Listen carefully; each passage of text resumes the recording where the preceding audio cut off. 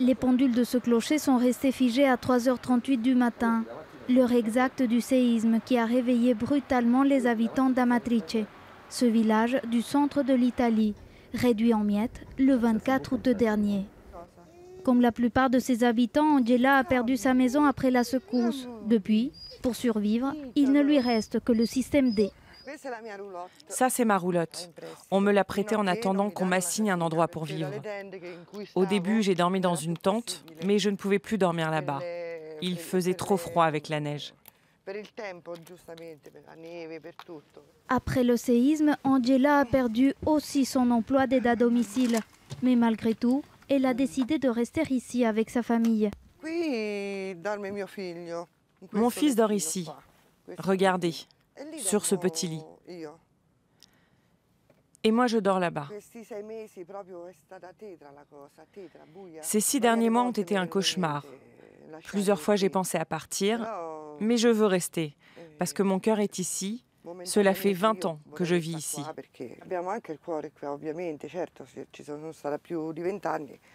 Angela n'est pas la seule à avoir refusé de partir. Dans cette région agraire, plus de 3000 exploitations agricoles ont été endommagées par le séisme. Depuis 3 générations, la famille d'Antonio Di Marco vit de l'élevage. Pour Antonio, pas question d'abandonner sa terre malgré la destruction d'une partie de sa ferme. Regardez, les poutres du toit se sont effondrées. Il faudra tout démolir. Par là, c'était une petite étable pour faire naître les veaux. Maintenant, tout est détruit. Après le séisme, Antonio a dû sacrifier 40 de ses vaches et sa production de lait a été divisée par 3.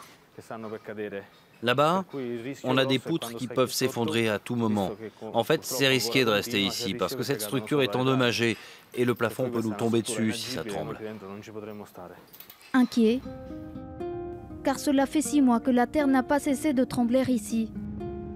Depuis le 24 août, plus de 53 000 secousses ont été enregistrées dans cette zone qui englobe 300 communes. Face à l'ampleur des dégâts, beaucoup ont jeté l'éponge et décidé de partir. À une centaine de kilomètres à l'est, nous arrivons sur la côte adriatique, à San Benedetto del Tronto, une station balnéaire envahie chaque été par les touristes. Ici, plusieurs hôtels ont été réquisitionnés pour accueillir les sinistrés, qui partagent tous le même sentiment de déracinement. C'est comme un exil, nous sommes loin de chez nous et toutes nos pensées sont encore là-bas. On n'est pas à l'aise ici, ça ne remplace pas notre maison. Au moins une fois par semaine, je retourne sur ma terre. À chaque fois, mon cœur se serre un peu plus. Stefano Petrucci vit également dans cet hôtel. Depuis 2004, il est le maire d'Accumoli, l'une des communes les plus touchées par le séisme. Chaque matin, il quitte l'hôtel de bonne heure pour faire la route vers sa mairie dans le massif des Apennins. Sur le chemin, les ruines sont omniprésentes. Regardez là-bas, regardez l'étendue des dévastations subies par ce village. Voilà, c'était Pescara del Tronto. Ici, il y a eu 50 morts et aujourd'hui, ça reste totalement détruit. Il ne reste plus rien. Nous arrivons dans sa commune, Accumoli. Ici, le paysage parle de lui-même. Dans cette agglomération, 75% des maisons ont été déclarées inhabitables. Ici, c'était la place centrale. C'est là que les gens venaient se retrouver et passer du temps ensemble. Il y avait le bar et la pharmacie. La plupart de ces maisons ne sont pas assurées contre le risque de séisme. C'est donc l'État italien qui devra financer la reconstruction. Mais les démarches administratives sont interminables face à la bureaucratie du gouvernement central.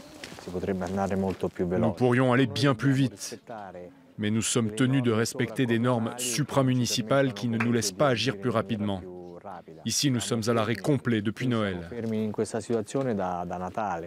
L'immeuble de la mairie détruit, la municipalité s'est donc installée dans ce préfabriqué.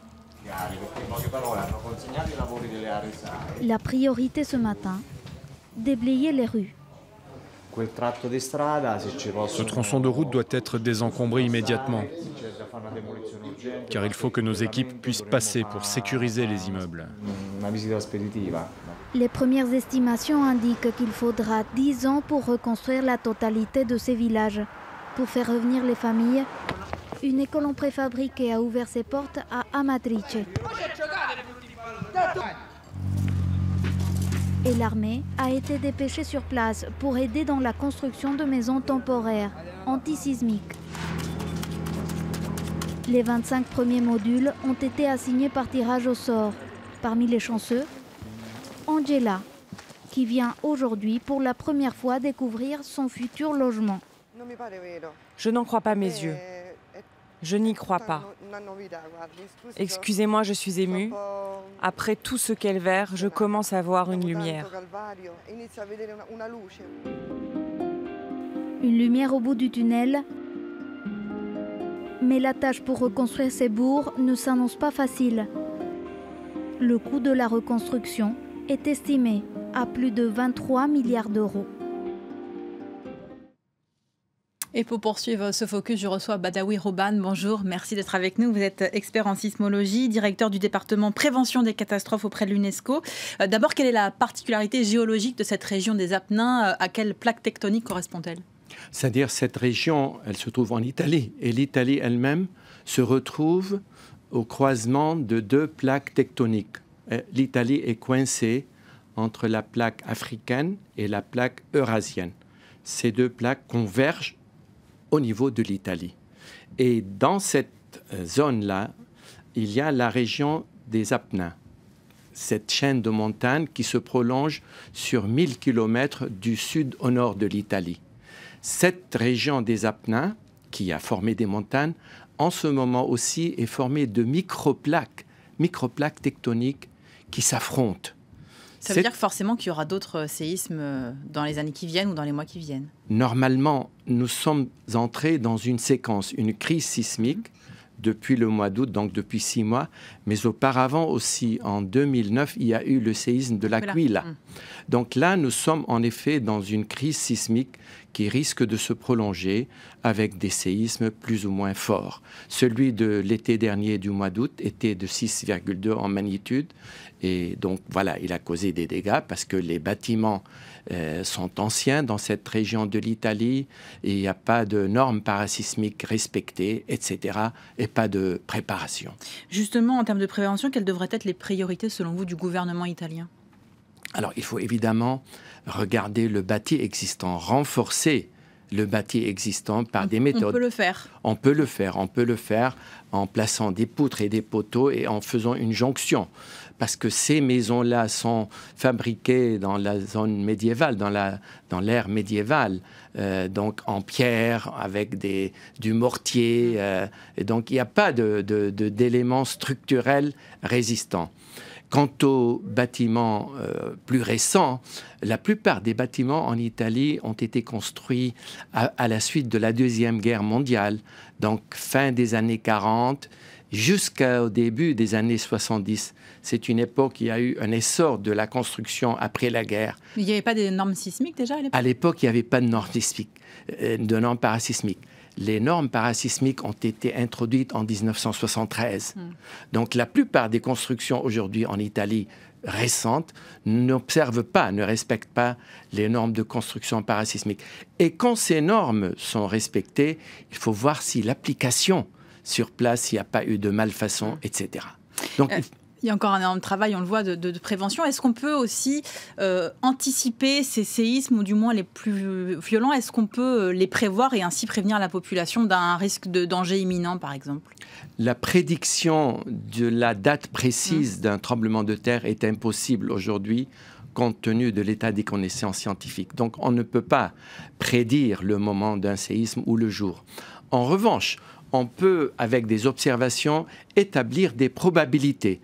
Dire, par exemple, que telle région de l'Italie ou telle région de la Californie, peuvent être sujets à des tremblements de terre de telle magnitude dans les dizaines ou dans la trentaine d'années à venir. On peut faire ce genre de prévision probabilistique, mais cette prévision, elle n'est pas opérationnelle, elle n'est pas exploitable. On ne peut pas évacuer puisqu'on ne connaît pas la date. Donc, le seul remède, ça demeure toujours une préparation des populations, un bon aménagement du territoire, des exercices, des simulations annuelles. Ça existe en Italie, par exemple? Oui, il y a des exercices annuels. Oui, la population est préparée. Il y a un bon niveau de département de la protection civile. Mais tout cela n'est pas suffisant. Il faut se pencher sur les bâtiments existants.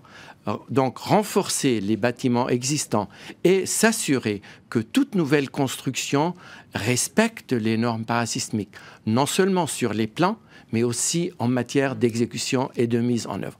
Tout cela nécessite donc une volonté politique. Le Premier ministre... Il faut des moyens financiers aussi, j'imagine. Évidemment, mais pas outre mesure. Le Premier ministre de l'époque, l'été dernier, Matteo Renzi, avait, après le séisme d'août 2016, il avait lancé, le 31 août 2016, il avait lancé ce qu'on a appelé le plan national de la prévention contre les séismes, ce qu'il a appelé la Casa Italia. Donc c'est un plan de longue haleine qui va se poursuivre, j'espère, sur plusieurs années et qui consiste justement à préparer les infrastructures, à renforcer les bâtiments, à préparer la population et à regarder tous les réseaux existants afin de les rendre résistants au séisme, comme c'est le cas au Japon, dans des pays tels que le Japon. Merci beaucoup, Badawi Rouban, d'être venu nous expliquer quels étaient les enjeux pour l'Italie. Merci encore.